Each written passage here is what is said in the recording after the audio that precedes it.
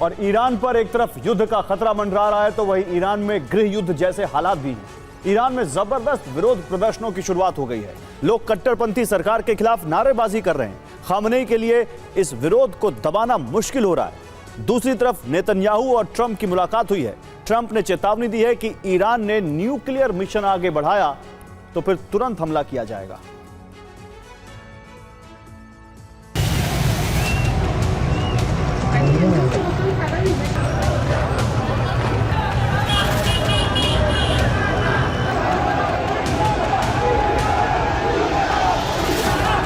Iran की सड़कों पर गुस्साई भीड़ उमड़ पड़ी है।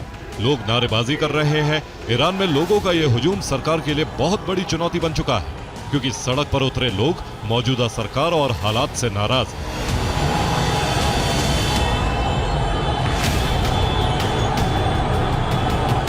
ईरान की डबल चुनौती को समझने के लिए ये दो तस्वीरें देखिए। एक तरफ ईरान में गृह युद्ध जैसे हालात हैं, तो वहीं अमेरिका में ट्रंप और नेतन्याहू की मुलाकात हुई और ईरान के लिए चेतावनी भी जारी की गई।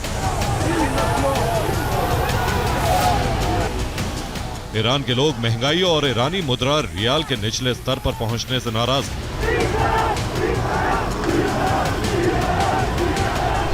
ईरान में महंगाई दर 42.2% तक पहुंच गई है।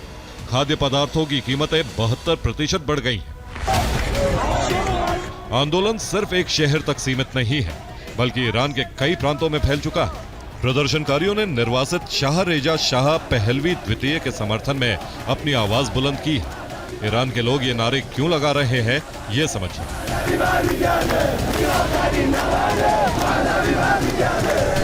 इस्लामिक क्रांति से पहले ईरान में पश्चिमी सभ्यता का बोलबाला था।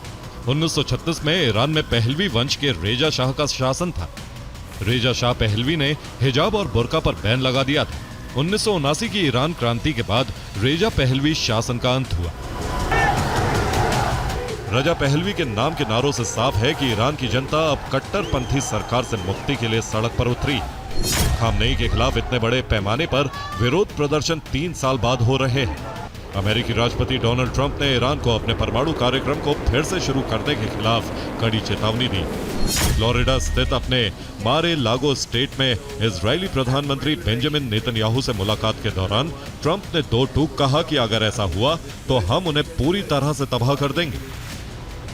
पिछले दिनों रिपोर्ट आई थी कि ईरान इजराइल पर हमला करने में सक्षम लंबी दूरी की मिसाइलों का अपना भंडार फिर से तैयार कर रहा है, जो इजराइल के लिए खतरा बन सकती है। इसके अलावा यह भी दावा किया जा रहा है कि ईरान बायोलॉजिकल और केमिकल वॉरहेड बना रहा है, जिसे लंबी दूरी की मिसाइलों में लगाया जा सकता है। ईरान के प्रेसिडेंट मसूद पेजेश्कियान ने रविवार को कहा था कि ईरान अब अमेरिका, इजराइल और यूरोपीय देशों के साथ पूरी तरह से युद्ध में है। उन्होंने माना कि 1980 से भी ज्यादा मुश्किल हालात हैं। ऐसे हालात में देश के भीतर शुरू हुआ विरोध प्रदर्शन खामनेई की मुश्किलें और बढ़ाने वाला है। Bureau report, TV9 Bharatvarsh.